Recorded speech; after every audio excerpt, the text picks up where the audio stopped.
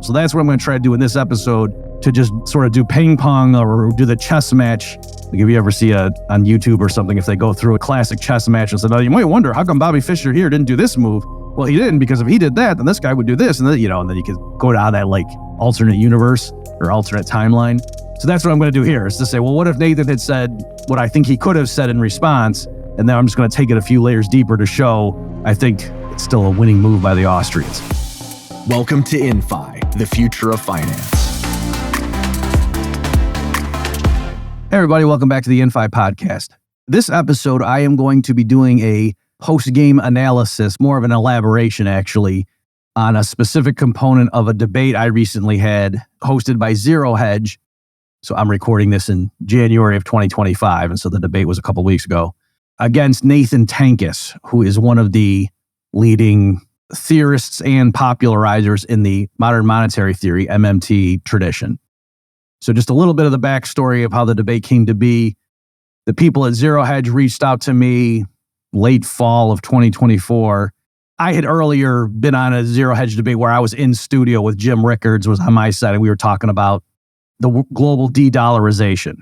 All right, and so that was, I think, February of 2024. And again, all of us were down in Florida in the studio. That was more of an official deal. This one was just, we were calling in remotely, but still the people from ZeroHedge said, "Hey, would you want to debate on MMT?" So you, Murphy, would be an Austrian school economist, and then we'll get you to debate somebody representing the MMT position. And since that's one of my hobby horses over the last several years, I said, sure thing, that'd be great. I think their first choice would have been Stephanie Kelton, who is the leading academic guru in the MMT world right now. So Warren Mosler, many people would point to him if you had to pick someone like who founded MMT, but he was in the trenches, like as a bond trader in New York, I think like in the late 70s, maybe spilling over in the early 80s. And that's where he just developed some, and by his own telling, developed some intuition on the patterns and could see, oh, wait a minute, it looks like whenever the Treasury is getting ready to issue debt, the Fed comes in and makes sure there's enough liquidity, and and so he just started seeing patterns, and then came to believe that the conventional way that economists and central bankers and so forth talk about government finance is, if anything, backwards. And so he started writing up some stuff, and then that body of work and that school of thought came to be known as modern monetary theory. And then people tied it back to some earlier things, with what's called functional finance by Abel Lerner and stuff like that, like more academic economists from earlier in the 1900s. I'm giving you folks more of a history here than I intended to, but there you go. For free. I'm not even going to charge you for this. So in terms of the big guns of the MMT world, Warren Mosler is big. I actually did debate him already. I think we were at Columbia years ago. I'll put links, of course, folks, to this stuff, but if you want to go see a much younger, I think I was clean shaven at the time, debating Warren Mosler. But again, Stephanie Kelton, I think, was the top choice. They couldn't get her ZeroHedge this time around. So they asked me, hey, who are some other people that would make for a good debate? I went and asked somebody, I won't name his name, that I'm friends with, that is an MMTer professionally. Like, he is out there earning a living doing analyses based on MMT insights in his mind. I would say fallacies, right? And I asked him, I said, hey, throw out some names because we're trying to find somebody who was going to debate me on a ZeroHedge debate. And Nathan Tankus was one of the top choices. And I independently knew of Nathan, just seeing him post on Twitter. And I thought he was a very reasonable person and very intelligent. He's written a bunch of stuff in the MMT tradition. I think he's got a pending book deal. And I had heard him, he had been a 2-time guest on David Beckworth's podcast. And David Beckworth is a Austrian-friendly economist. Okay, so I knew of Nathan and knew he did media appearances and whatever, and that specifically he had written a lot on the accounting behind MMT. And things like, does the government need to go find the money first before it can spend it? And so he had a whole walkthrough about why that's not true. That, on the contrary, the government needs to deficit spend in order for new money to enter the system, right? Like, how can the public pay taxes to, quote, fund the government unless the government in a prior period has first engaged in deficit spending, where they spend more than they take in taxes, because otherwise, on net, how is the public getting their hands on money? So that's kind of how the MMT people think. And I'm saying Nathan was somebody who wrote a lot of that. Part of the reason I'm giving some of this backstory is, you'll see when we start playing these clips, I don't know exactly how old he is, but Nathan's younger than me.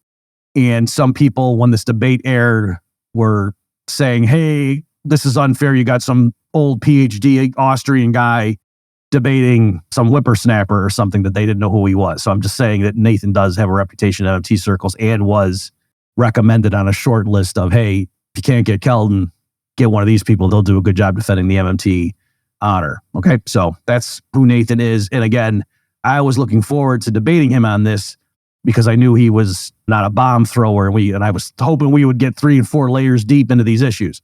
So unfortunately, that part didn't happen. And so that's what I'm going to do in this particular episode. I'll also link folks over at the Human Action podcast that I host for the Mises Institute. We just recorded yesterday or the day before. Jonathan Newman came on as like my guest, and he had watched the debate between me and Nathan Tankus and selected a few clips that we then played, and then we commented on it. And so we lightly touched on what I want to focus on here at the InFi podcast. So if you want to see a broader based post-game show, you can look at the links to this episode and go see that. But what I'm doing today is I'm now 6 minutes into this thing. You might say, yeah, why don't you tell us what you're doing today, Bob? So we know if we want to keep watching. Here it is, folks. I am going to elaborate on what I think was the key dispute in this ZeroHedge debate that I just had with Nathan. And specifically, it has to do with the MMT claim that when the government deficit spends, it adds net financial assets, or that's the way I've seen it described. The way Nathan describes it as it increases the net worth of households and private businesses if the government deficit spends. So that's the way that the MMTers try to show that, hey, these conservative right-wing budget hawks who are always fretting about, oh, look at how big the national debt is. And oh, no, we got to tighten our belts. That they're saying not only are those guys chicken littles who are always warning about catastrophe that never happens, but if anything, once you understand how the accounting works, you'll see if the government deficit spends, then that's actually bolstering private sector net worth or their financial position or their balance sheets. Okay. So I think that's extremely misleading. And I made the point in the debate. And then unfortunately, I didn't see Nathan really hit me in terms of like, what could the MMTers say? Except he just was appealing to, well, look at what happened after COVID. All the households were glad that the government was sending them stimulus checks and stuff like that, right? They weren't said they didn't like the price inflation, but they were very glad to have their balance sheets boosted. And so what I'll do right now, folks, is I'm going to, after I wrap up this prelude, I'm going to just play excerpts from the debate just to show you what happened. So specifically, I'm going to give you the tail end of my opening remarks where I say the MMTers have this argument that government deficit spending actually adds net financial assets to the private sector. And then here's why I think that's wrong. All right, so I'll go through that and replay it for you guys here instead of me just paraphrasing myself. I'll just go ahead and play what I originally said. And then I will give you a snippet of when Nathan had the floor back and had a chance to respond to my opening remarks, what he said specifically about that.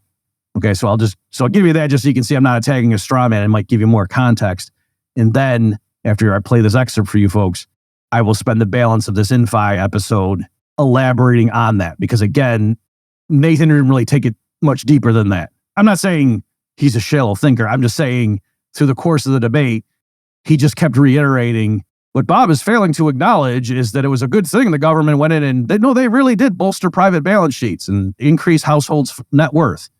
And then every time I had the mic back, I would say, I'm not disputing that insofar as it goes, but what I'm saying is that's not the good thing that Nathan thinks it is because of that I kept explaining the problems with that way of thinking or the short-sighted nature of it or why it was misleading to talk like that.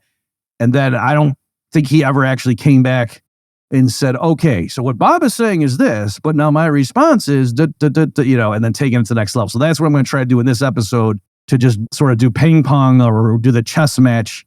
Like if you ever see on YouTube or something, if they go through a classic chess match and say, oh, you might wonder, how come Bobby Fischer here didn't do this move? Well, he didn't, because if he did that, then this guy would do this. And then, and then you could go down that like alternate universe or alternate timeline. So that's what I'm going to do here, is to say, well, what if Nathan had said what I think he could have said in response? And then I'm just going to take it a few layers deeper to show I think it's still a winning move by the Austrians, if you want to think in terms of that chess metaphor. Okay, so here is, again, excerpts from the debate, which catches the tail end of my opening remarks where I explain my problem with this MMT accounting argument. And then I'm going to give you an example of what Nathan said immediately following that. So to see how, in his words, was he trying to knock that down. Let me, in the remaining time here in this opening statement, let me just take the time to explain one particular claim that you'll see often in the MMT debates with other economists, or when they're sort of rolling their eyes at the public and, oh, you're worried, these budget hawks, they're thinking that debt issued by the government is analogous to private sector debt, when no, it's qualitatively different. And in fact, and Stephanie Kelton has a lot of tweets along these lines, and she does this in her public presentations, she'll try to turn that frown upside down by saying, you understand the accounting and how these things work. Government debt is actually net financial assets to the private sector as a whole. And so the idea there is, if you as a household have a bond issued by a company, that's an asset to the household, but it's a liability to the company. And so if you draw a line around the private sector as a whole, the private sector on net can't have a financial asset internally. It's just one party within the private sector might owe it to another, and it's a wash. The only way the private sector as a whole, so this line of argument goes, can have a net financial asset is if the government owes it to them. So that's what it is when the public lends money to the government in exchange for new Treasury securities. So if the government debt is $34 trillion, yep, Uncle Sam's on the hook for that, but that means the private sector has $34 trillion of a net asset. Okay, so in terms of the accounting, that's fine as far as it goes. But I want to say that's extremely misleading, because people have this idea that, oh yeah, like as a private household, if I have a corporate bond, that's a good thing. That's money coming in to me, down the road. So that's an asset. And so if collectively the private sector is owed $34 trillion by Uncle Sam, that's good for the private sector. But when you push it one step back, say, okay, but how is Uncle Sam going to pay that? It can either tax the public. So that's, you're just taking money at gunpoint and handing it right back to them. Say, there you go, we owe it to you. So that's not making the public richer. They can just borrow it. So that's just, kind of rolling down and just transforming who holds the debt security. So that's not a net gain. Or they can print the money. So I agree with the MMT camp. That's true. If the federal government owes $34 trillion to the private sector, they will be able to pay that. They can, if push comes to shove, just print it up. But fundamentally, I would say, does that really make the private sector richer to print up $34 trillion and hand it over to them? So there you go. We satisfied our obligation. Their wealth has not gone up.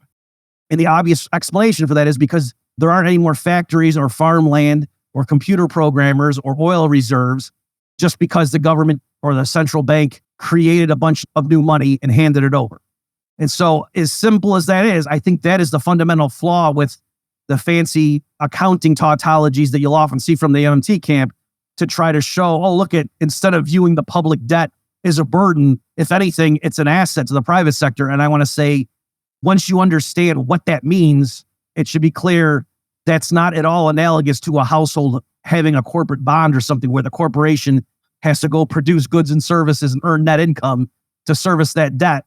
There's nothing socially useful in the way that the government is going to raise the funds with which to service that debt. And so in that respect, I think it's very misleading when the MMT people say to the public, oh, don't worry, the public debt, if anything, is a net asset. Okay, so I think I'm going to start on the accounting point.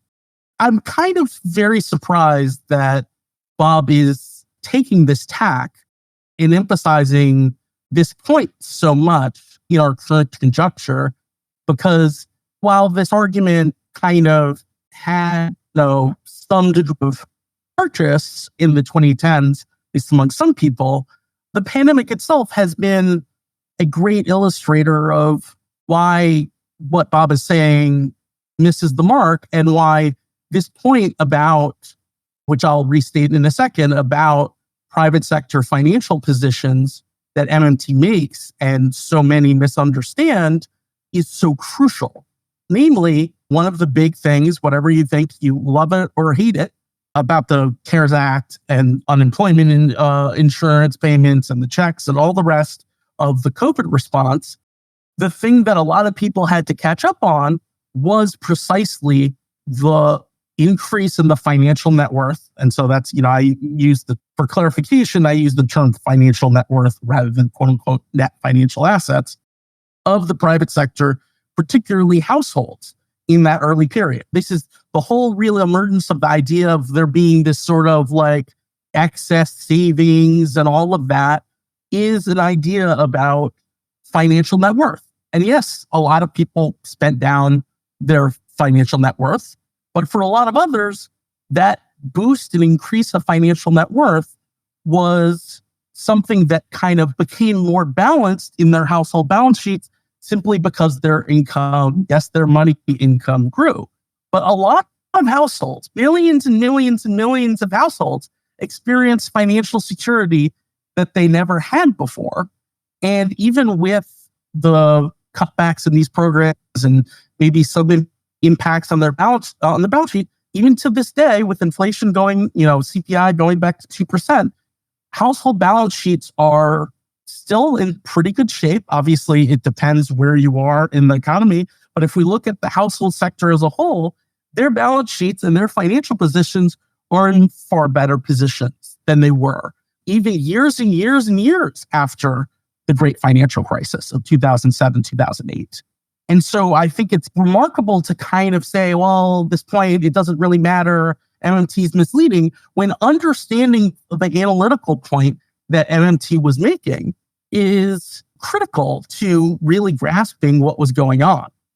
Okay, so there you have it. I'll very briefly just, summarize it here in my own words.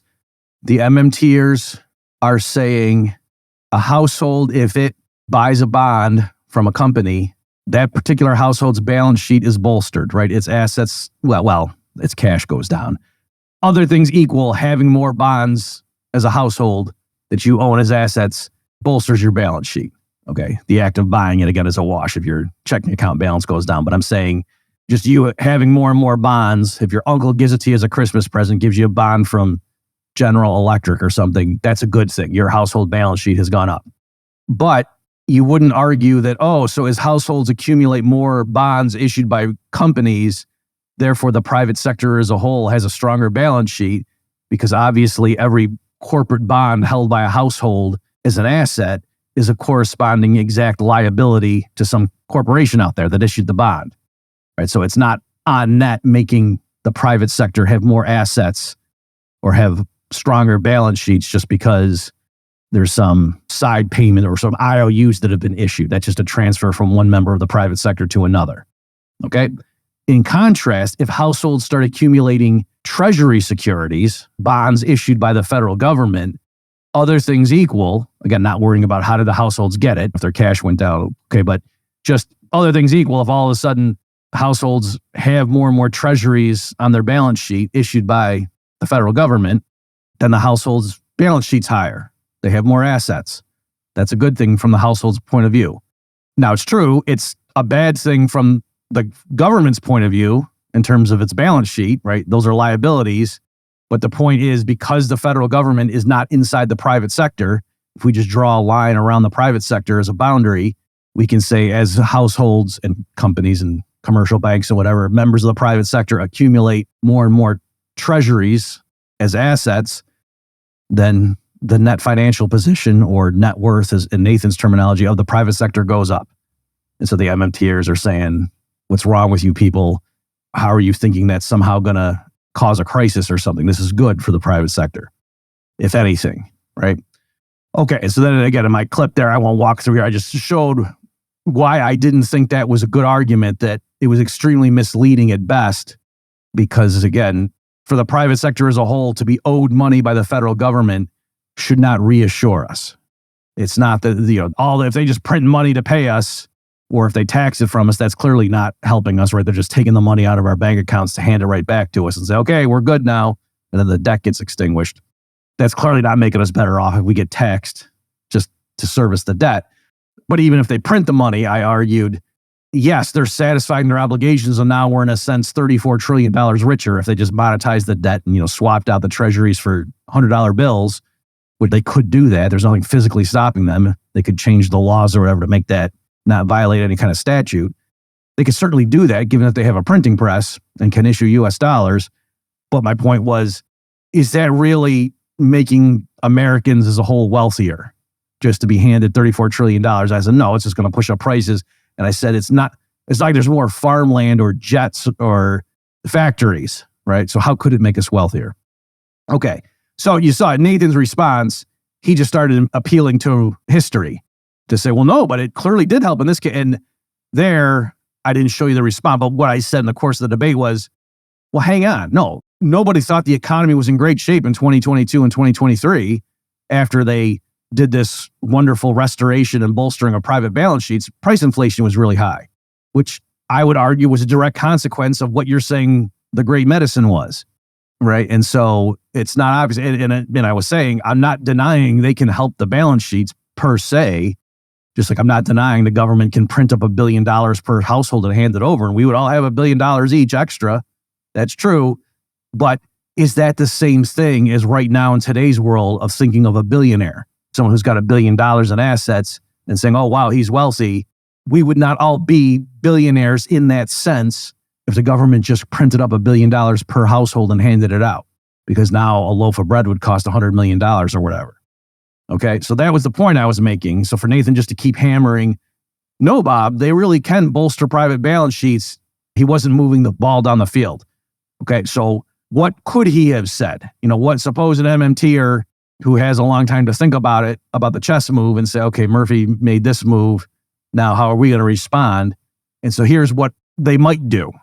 They might say something like, that's superficially very appealing when Murphy is telling the ZeroHedge audience, I mean, just because the government prints up a bunch of new dollar bills, that doesn't make more farmland or factories or give workers more skills. So how could that, in a sense, make us wealthier in real terms? Wouldn't that just push up prices? But by the same token, this hypothetical MMT antagonist could say to me, if he were debating me, does Murphy think that life insurance policies or just in general insurance policies don't make the economy better off? And I'm picking insurance folks because here at Infineo, we're all about insurance and blockchain and AI, right? So presumably, I think the existence of insurance contracts adds something to the economy and makes households better off. And yet it's not that, oh, geez, just because an insurance company issues a fire policy or a life policy on somebody, that all of a sudden there's more cars or tractors or farmland, right? So how does that make us better off, Murphy? Okay, so you could see someone trying to make that move. So this is interesting. All right, so what ends up happening is because certain financial contracts or assets rearrange who holds certain types of risk or uncertainty, if you want to have a more open-ended framework, it does allow for production decisions that producers otherwise might have shied away from. And in that sense, it does allow the economy to better exploit its resources. All right, so I'll just give a couple of intuitive examples and then move on because I just want to make the general point here. By the way, I'll write this up. So by the time you're hearing this, if you want to see me writing up these arguments that I'm going to go through here verbally, you can just go to the website page for the InFi episode 73 and you can see the link there. Okay, but intuitively, here's an easy one. Think about way back in the day when in Europe, there were stories about riches in the New World. And so some wealthy person might want to send a ship out, perhaps with some goods, and then they go and they make trades and they come back, or maybe they would do more nefarious things, just taking stuff by force. But in any event, the idea is there was a lot of potential wealth to be had if people were willing to send ships out over the seas. But the problem was there were hazards, perils, right? There could be pirates. The crew could just get lost. They could miscalculate, not have enough food to reach where they were going. There could just be storms, right? All sorts of things that could happen. Maybe even extreme cases, the crew could just go somewhere else and just steal the stuff, and rather than the guy who financed the operation. Okay, so even though it was potentially very lucrative, particularly if you looked at it like on average, like to say, oh, if we sent 100 ships, maybe 10 of them get lost through various mechanisms or reasons.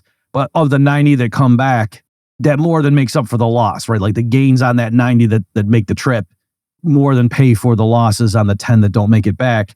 And so the European society financing these voyages in terms of building the ships and everything and getting the crew and so forth, Europe would be wealthier. Whoever's, whatever group of people are sending these ships out would certainly be wealthier if the choice is between sending 0 ships or sending 100 ships, that on net, sending 100 ships makes them wealthier. Like that's a good use of the scarce resources needed, the lumber and whatnot, and the labor productivity. The crew manning the ship could have done something else rather than going on the ship and leaving. They could have stayed home and built things or whatever, picked more crops. So to deploy society's scarce resources into sending 100 ships and then only 90 coming back, let's suppose that more than paid for itself. That was a good move. That was better than sending 0. However, perhaps because of the risks involved, any individual, if it were just financed like 1 ship per merchant and just, one guy with his personal fortune would devote it to equipping 1 vessel and sending it out and then hoping it makes it back. If there's a 10% chance of losing everything, maybe not many people want to do that. Okay, so maybe they would only get 5 ships going out or something, or 10 ships going out and 1 gets lost and 9 come back, as opposed to sending out 190 coming back. Okay, so the gains from that lucrative possibility aren't exploited as much if each individual ship owner only owns that 1 ship. Okay, so in practice, before they had more organized insurance contracts, what I think they did, and here I'm just relying on stuff I've read in the pop finance book, so I assume this is true, is they would just cut deals with each other, and like 5 merchants would get together and pool their resources. And so they each owned 20% of each of the 5 ships, right? And so if it just 1 ship went down, it was like, oh, you only lost, you were only down to 20% of your equity in that ship. It wasn't that you lost everything. Okay, so that was the way they kind of spread the risk around, but also the reward. And so then because of that risk sharing, they were more willing to put their fortunes on the line because it was diversified. Okay, and then given our assumptions that it made sense in the aggregate to go ahead and finance a fleet of ships to go out, then that facilitated that outcome. Okay, so that with the same amount of resources and technology and external opportunity, the ability to share risk would allow for greater exploitation of those opportunities and hence make people wealthier on average. Okay, and then again, with modern standardized insurance contracts, it could just even be more finely tuned to the specifics and who wanted to bear how much risk and so forth. Okay, so that's just an example. I'll give you another quick example. It was in the mid-2000s, and I think it came to a head in the summer of 2008. So before the financial crisis, which was the fall of 2008, but up through then, oil prices were on a tear. And partly what was going on is there were speculators in the futures markets and other derivative contracts, right? So people were pushing up the price of oil futures and things like that. And so I had seen some commentary saying there's no value add to the economy from the existence of these futures markets. It's a zero-sum game, right? Somebody issues a futures contract to somebody, other counterparty, and then if one party gains, the other party necessarily loses the same amount. So it's not like aggregate wealth goes up. It's just like a side bet people are making. And it's like if a bunch of guys went and played poker, it's not that society's richer because of that. That anybody who wins at the poker game must correspond to other people losing. So that was the argument that I saw, and I responded. I'll link to that stuff too. I had a series of articles at the Mises, again, this was years ago, talking about the social function of things like futures markets. So just to give a specific example, you could have, oil producers, right? Somebody who owns a bunch of oil rigs or wells and they're producing, and they have to make decisions about how fast to pump and should we start drilling it to get more wells in operation? How much over the coming year do we want to try to extract from the ground and so forth? And at the same time, you've got airlines and they're trying to plan out the flight offerings they're going to make, and they got the different hubs and so forth, and how many flights between these 2 cities do we want to offer over the next 12 months and and right. So they're making all these plans.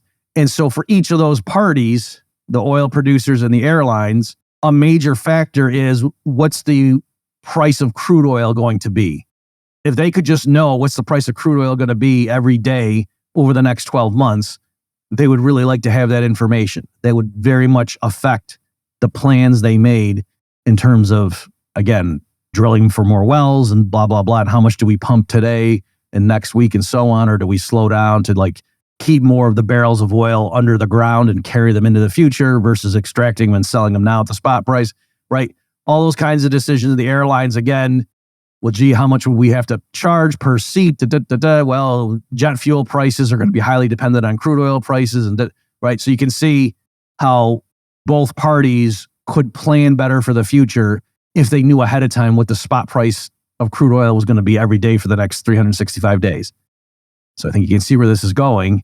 That's why it makes sense and it is efficient and it makes humanity wealthier in a real sense if the oil producers can sell futures contracts, or there's also things called forward contracts, which are similar, on crude oil to the airlines, right? So the airlines would want to buy it and the producers would want to sell it. And what that does is effectively lock in the price at which they're going to sell 1,000 barrels of crude oil 6 months from now. We're going to sell it at this price and we're locking that in right now. All right, so that doesn't say what the spot price is going to be 6 months from now. It's just saying we're going to effectively deliver to you this many barrels at this price 6 months from now. And then what can happen is just the value of that contract changes. And so maybe they settle up in terms of cash and not actually handing over barrels and like go in the market and buy it at the spot price. But you get the idea that it helps hedge them. So now the airlines are hedged. If jet fuel prices rise more than would have been expected, they're okay. It's not that, now we're in trouble because we priced our fares and sold a bunch of seats to flying customers, assuming jet prices were going to be at this level, but now they're 10% higher. No, because in that environment, the value of their futures contracts goes up. They're exactly hedged. That the extra cost they got to pay for fuel is counterbalanced by the appreciation in their futures contracts or forward contracts, depending on what they bought. And the same thing with the oil producers. What they fear is, what if oil prices drop more than we thought? And so, geez, we spent a bunch of money drilling for new wells and and spending all this stuff and getting all the infrastructure in place. And we wouldn't have done that had we realized how low oil prices were going to drop. But they're okay. The losses, in a sense, they suffer from the fall in global crude oil prices are offset by the gains they make on their futures and forward contracts that they sold in the case when oil prices drop. Okay, so they're hedged that way. Okay, so that's how that stuff works. And again, if you want to say, well, how can just one party making a side payment to another one, that's a zero-sum transaction, how does that make humanity better off? Because they've hedged that risk away, the airlines can be more confident and offer more flights, and oil producers can go drill more wells and stuff like that. All right, so that's kind of how it works. All right, so now circling back to the MMT issue, given that I'm explaining how it is that even allegedly zero-sum transactions can benefit both parties and society in general by facilitating risky operations that make sense in the aggregate, but in terms of any one-off member might be too uncertain to undertake. The MMTers could hear that and say, okay, Murphy, so you're right. You just defended your honor in terms of why it makes sense for insurance contracts and futures contracts and such to exist. Okay. But by the same token, that's what we're saying when there's an economic crisis, that following the '08 crash, there were a lot of private sector balance sheets were in trouble and the world was in crisis, and private households and commercial institutions very much wanted safe assets. There was a rush to safety. They weren't interested in yield so much, but they wanted to know, if I put $1,000 into something, my $1,000 is going to be there 12 months from now. I don't need to get a 6% yield, but I got to be sure it's going to be there, because with major financial institutions going under because of the problems in the housing market and mortgage-backed securities and all that, so the collateralized debt obligations and so forth, it was shocking. And a lot of firms realized in August and September of 2008, we are not nearly in the strong position that we thought we were 6 months ago. And so they had a rush to safety. And so the MMTers claim, what is the safest asset out there? U.S. Treasuries.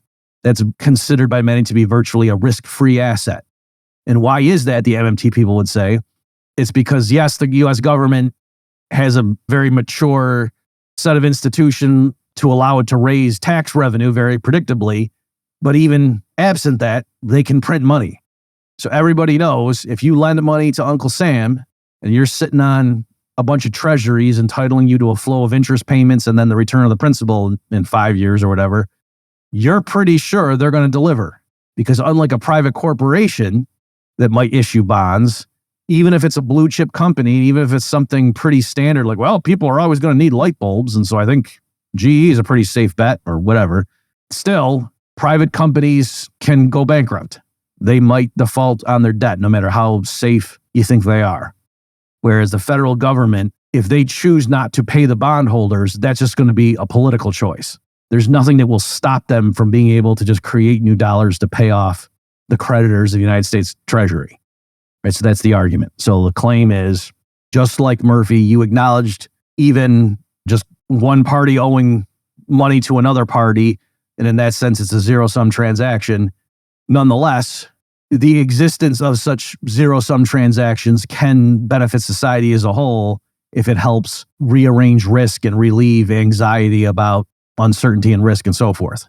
And it can just facilitate economic transactions and production decisions in that context of more assurance about the future that makes us all collectively wealthier, right? So I could see them coming back and saying something like that. And so now, let me just do one move again and show why I think that's misleading. That's actually incorrect. And that's where we'll end up on this episode. That's as far as I'll take it. So I think the way to do this is, first, let's just discuss that sort of scenario in a private sector setting, right? And we'll see how it operates in the private sector. And then I want to contrast that with what happens if the government comes in and tries to do the same thing the way the MMT people want. Okay, so first, let's imagine a world either where there's no government at all, everything's voluntary, private stuff. If that's too fanciful for you, okay, imagine there's conventional political governments that do stuff like, they have regular laws and enforce that, and they have armies and stuff. But in terms of the financial sector, they don't intervene. Maybe there's no central banks. There's just, everything is, maybe gold coins are the money, and everything's private in terms of the financial sector, and the government's there just to enforce contract and prevent bank robberies and murders and foreign invasion, okay? So all kinds of financial stuff is handled just through the voluntary private sector. Okay, so we're in an original equilibrium. Everything's humming along nicely. Corporations in particular have issued both bonds and shares of stock. Okay, so equity and debt in terms of how do they finance their operations, okay? And the households all hold various mixes of bonds and corporate stock, as well as other assets they might have. And then for some reason, everybody becomes fearful for the future, right? You can, for our purposes here, it doesn't really matter what it is. Just, it's got to be a kind of broad-based problem. All right, maybe it turns out climate change was worse than the skeptics thought, and oh wow, there's going to be all kinds of natural disasters that start hitting next year. Or maybe there's a comet, or not a comet, an asteroid that they realize is headed to Earth. It's not going to wipe out humanity, but it's going to be bad, and it's going to cause problems. Whatever. Like, you make up things. Oh, some communicable disease is going to break out, or oh geez, we have intelligence that a bunch of terrorists are going to release some kind of deadly nerve gas on various subways around the world 13 months from now, and the intelligence agencies can't stop them. Whatever it is. But just suppose the general public comes to believe that starting next year, the world is going to be much more uncertain and less productive than we enjoy right now. There's going to be a sense in which we are now poorer than we thought yesterday before we got this new information. And so now the issue is, what would happen? What would be the reaction? Okay, so among other things, and again, I'm trying to be vague about what the specific threat is, because I just want to talk about in general what would happen. Whereas if it's going to be terrorist attacks on these certain cities, then there would be more specific responses. But just in general, this broad-based humanity is now much more fearful about the financial future than it was yesterday. What would be the reaction? So I think, among other things, households would want to switch out of more uncertain assets with a higher expected rate of return, and they would flip over into more certain assets that had a lower rate of return. So in particular, I think households would want to shift away from equities and get into more fixed income, right? So a household that originally had 40% of its portfolio in corporate stock and 40% in corporate debt, corporate bonds, and then the remainder in checking account balances and precious metals and stuff. And in this world, the checking account balances of precious metals might be the same if it's gold coins of the money, okay? They might want to switch that. They might want to say, you know what? I would rather lock in a sure thing or a more certain thing, right? Because they even know corporate bonds might default, but corporate bonds for a given company, if you're a bondholder, you have first dibs on their income, right? As they're buying resources, they hire workers, they buy raw materials, they transform them into the finished product that the company sells to its own customers. And so that company's bondholders have dibs on any net income that's generated. And it's only after all these, claimants are taken care of that the stockholders, who are the residual claimants, get access to that. So in general, the expected rate of return on bonds from a given corporation is lower than the expected rate of return on owning the stock. It has to be. Otherwise, everybody would just want to own bonds. If they're first in line to get their hands on the corporation's net assets. Okay? So that's the way things work in terms of, this is like Austrian. This is standard corporate finance, Chicago school, asset market pricing theory that I'm just summarizing here, right? Okay, so again, you had your original equilibrium where the households were equally split in terms of their portfolio allocation to equity versus bonds. The equity was promising a higher rate of return than the bonds. That was the trade-off, and they were content holding, let's say, 40% and 40%. Now, in light of this news that makes them think, oh, wow, we're going to be a lot poorer next year. There's going to be supply disruption. We don't know. We are much more fearful, so we want to have a much more defensive, conservative portfolio allocation. So the households rush to sell off. The typical household now wants to switch it so they're only holding 20% corporate equities and 60% bonds, right? So if all the households, or the typical household is trying to do that, what's going to happen? Well, the massive selling of the equities, it's not going to destroy the number of shares of stock, at least in terms of the immediate impact. Companies might start buying back shares, and we can deal with that down the road if you want to. But in terms of the immediate impact on Tuesday, when this happens, when the news breaks and everyone starts calling their broker or logging into their accounts and doing it themselves online, what's going to happen? There's going to be a massive sell-off on the equities. But again, if you sell 100 shares of your stock, where does it go? Somebody has to buy it. All right. So what ends up happening, and likewise, if you're trying to buy bonds, well, somebody's got to sell it. All right. Again, we're just talking about right now the existing stock of both assets. It's just rearranging the ownership. And so the only way to restore equilibrium now, given that all the households, their appetite for risk has fallen off a cliff because they're much more fearful of the future, what ends up happening, of course, to restore equilibrium is the prices of the shares of corporate stock go down, so that eventually, as the price drops, there are people who are willing to buy more shares for the people trying to unload them. And then on the bond side, what happens? The prices go up. Everyone's trying to buy corporate bonds. The price for a given bond, which again just entitles you to a flow of dollar payments, if we're talking about Americans, just goes up. And then that's, eventually equilibrium is restored there. All right. So that's the way the households can, in fact, immediately or after, an hour of trading, can restore equilibrium. And now all the households are holding 60% of their portfolio in bonds and 20% in stocks. But the number of shares of stock and outstanding amount of corporate bonds is the same. It's just their prices have adjusted, right? So the bonds become worth more. So now, even though the households on average are still holding the same amount of bonds, their market value has risen. And even though the households on average are holding the same number of shares of stock, their prices have fallen, their market value has fallen. So now, in terms of the household's portfolio measured in dollar terms, mark to market, they do have a higher allocation in bonds than in stock. Okay, so that's how that works. But now notice what happens. The expected return on the bonds has gone down, right? Because these bonds, the ones that were already issued and out there, they're just promising a fixed flow of dollars over time. Like if it's, with coupons. In other words, a coupon doesn't promise a percentage of today's market price. Instead, it's like, no, once you buy the bond and it's locked in, it's like each coupon gives you $1,000. And then at the end of the period, 10 years or 5 years, whatever it is, you get your face value of whatever, $10,000 back or something, or $20,000, right? So that's the way it works. So when bond prices change for already existing bonds that are out there, that means the implicit yield or the yield to maturity, they would say, changes. Okay, so the market rate of interest for varying degrees of risk, you could say for AAA bonds and AA and blah, blah, blah, all drops. And at the same time, the expected return on the corporate stocks goes up, right? Because just because of the immediate rearrangement, that per se is not changing what the corporations are expected to kick out.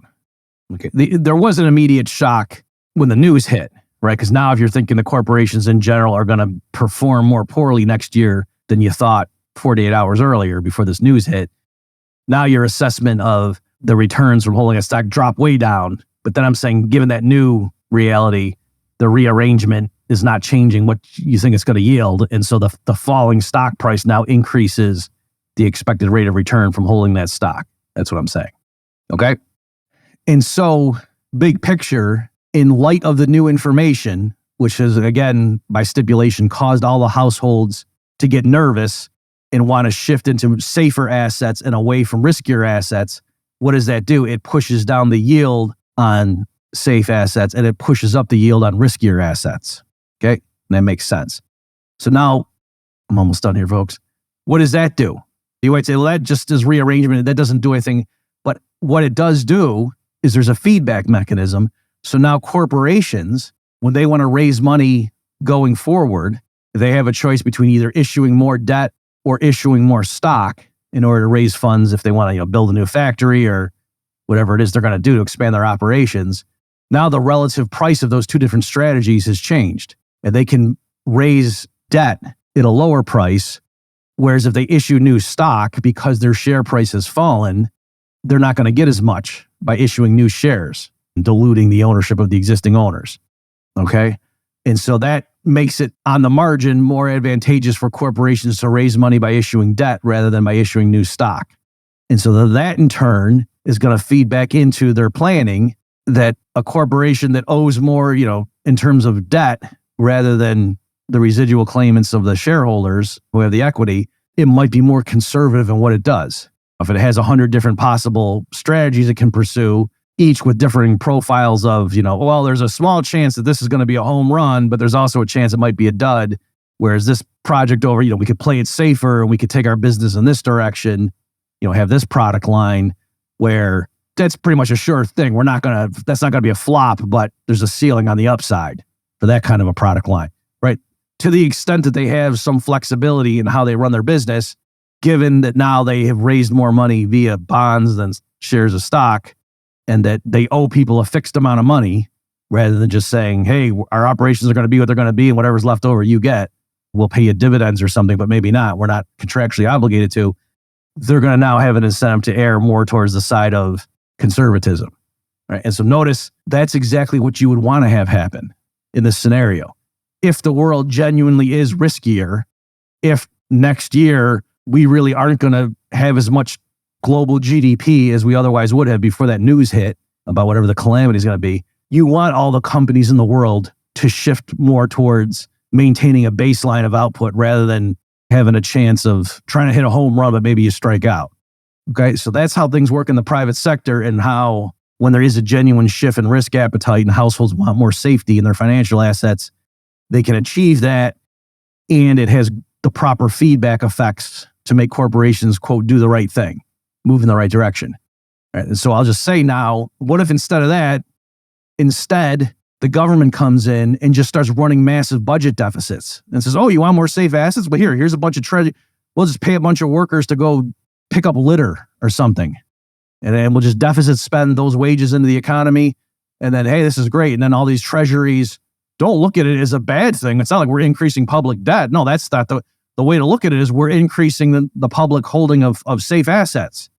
So it's a win-win. These unemployed workers get jobs. They get to go pick up litter. That's good. And the households get all these safe assets that they're clamoring for.